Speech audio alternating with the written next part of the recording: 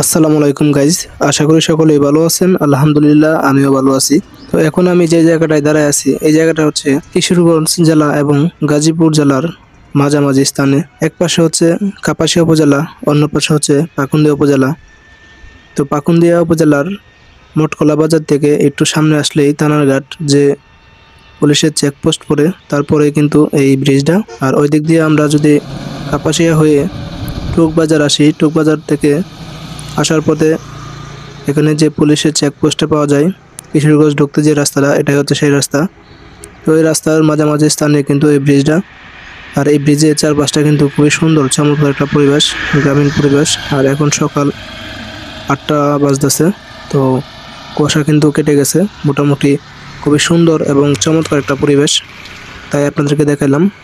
আর এই ব্রিজের মাধ্যমে কিন্তু দুইটা জেলা একত্র হয়েছে, মানে খুবই সুন্দর এবং চমৎকার একটা জায়গাটা।